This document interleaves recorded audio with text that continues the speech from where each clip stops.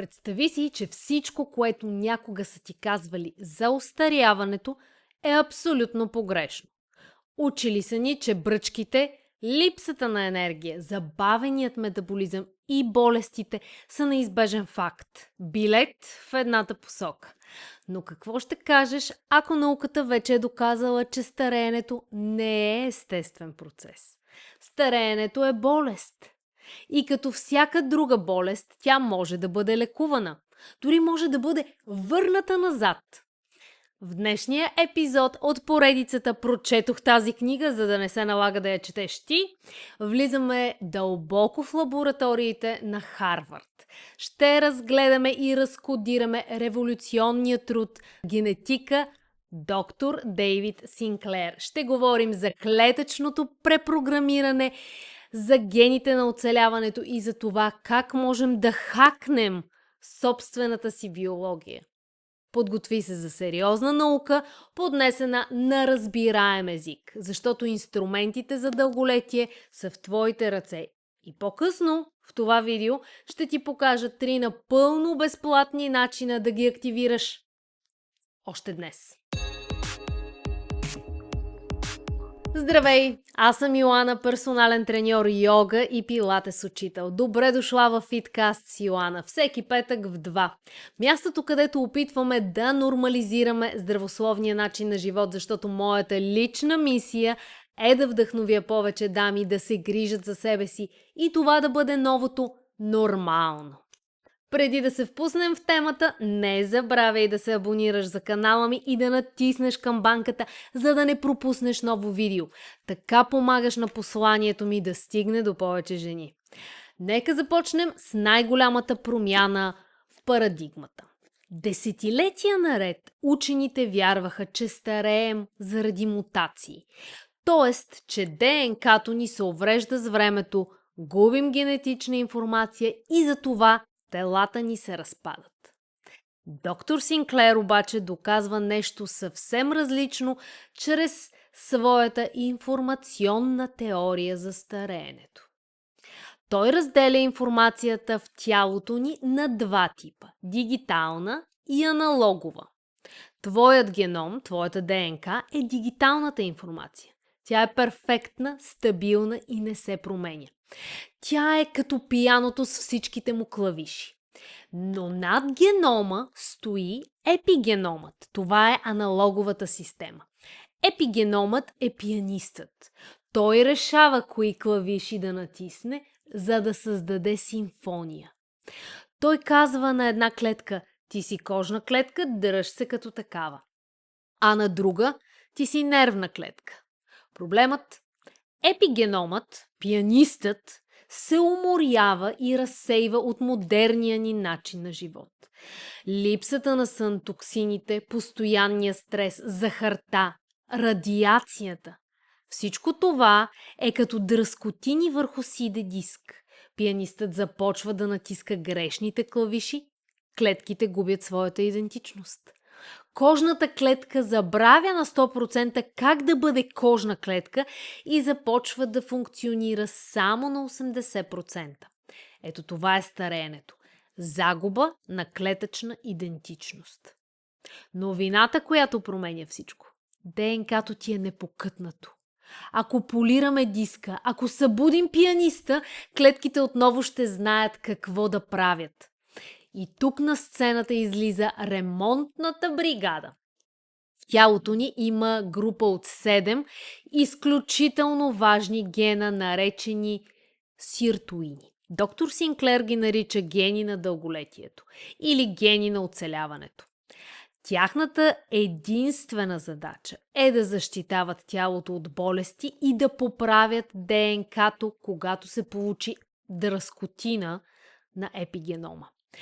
Когато сме млади, сиртоините са хиперактивни. Те тичат из цялото, поправят грешки, намаляват възпалението и поддържат метаболизма бърз.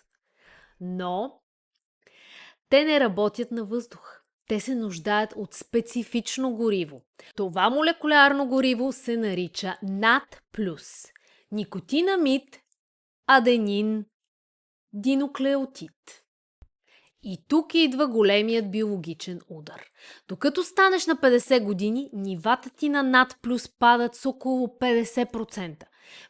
Без над плюс, сиртуините са като пожарникари, които стоят в пожарната станция, но нямат бензин в камиона, за да отидат да изгасят пожара.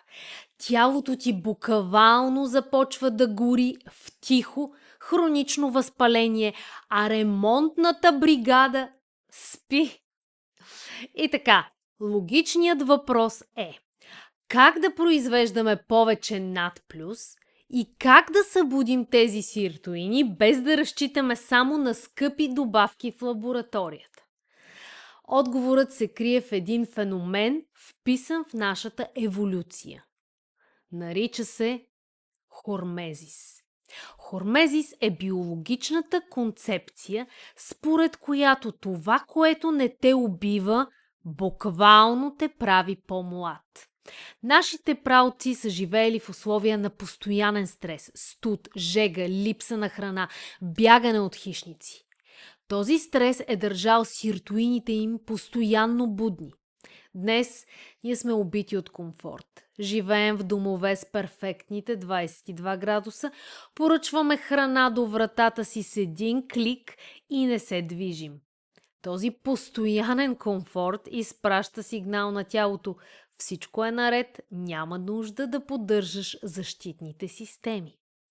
И ние започваме да стареем бързо. За да хакнем процеса, трябва да върнем добрият стрес в живота си. Ето трите ключови метода според Дейвид Синклер, с които да го направиш. Според доктор Синклер, ако има само едно нещо, което трябва да промениш в живота си за дълголетие, това е: яж по-рядко.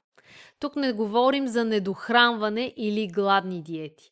Говорим за свиване на прозореца, в който се храниш, познат като intermittent fasting. Защо работи? Когато не си яла няколко часа, в тялото ти спада хормонът инсулин и се потиска един протеин, наречен mTOR.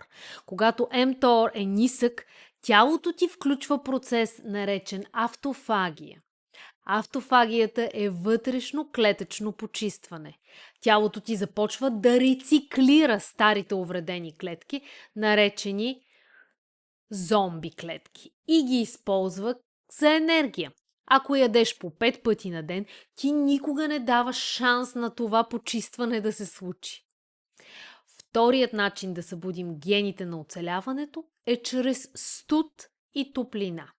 Излагането на студ, като студен душ за 2-3 минути на ден или ледена вана, шокира тялото. Този шок активира производството на кафява масна тъкан, вид мазнина, която е пълна с митохондрии и гори калории, за да те стопли. Студът рязко повишава нивата на над плюс. От друга страна, сауната не е по-малко полезна. Високата температура създава така наречените протеини на топлинния шок, които стабилизират клетките ти и помагат на сърдечно-съдовата система. И третият метод е тренировката. Но Синклер прави едно много важно уточнение. Разходката е супер за ума и базовото здраве, но за да забавиш стареенето, трябва да стресираш системата. Трябва да правиш тренировки, които те оставят без дъх, хит, интервали, тежки силови тренировки. Това състояние на временен недостиг на кислород активира един специфичен ензим, който е като енергиен сензор в тялото. И когато се активира, той казва на тялото да създава нови митохондрии, енергийните фабрики на клетките, а резултатът – повече енергия, по-бърз метаболизъм и по-млади мускули. Книгата «Защо стареем и това не се налага» не е просто за това как да живеем до 100 години. Никой не иска да е на 100 години в инвалидна количка. Целта на тази наука е да удължим не просто продължителността на живота, lifespan, а продължителността на здравето, health span. Да си на 80 и да можеш да играеш с внуците си, да пътуваш и да си независима. Твоята генетика определя 20% от това как ще остарееш. Останалите 80% са в твоите ръце. На върха на вилицата ти, в качеството на съня ти и в това колко често предизвикваш тялото си да излиза от комфортната си зона.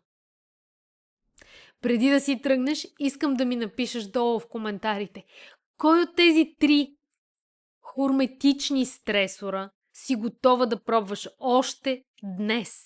Студен душ, по-дълга пауза между храненията или една брутално добра хит тренировка. Искам да видя кое те предизвиква най-много.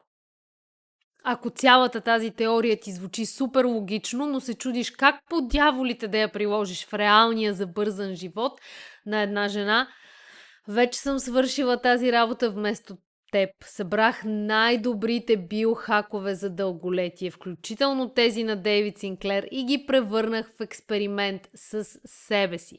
Кликни върху това видео на екрана, за да видиш моя 660 Challenge. Правих тези 6 неща за 60 дни.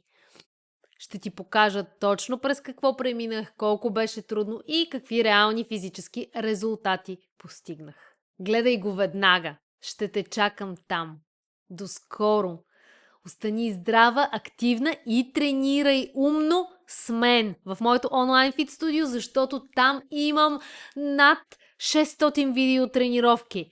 Повечето от които точно според системата на доктор Дейвид Синклер. Хит, силови, които ще те оставят без дъх в добрия смисъл и ще удължат не само твоят лайфспан, но и твоят хелтспан.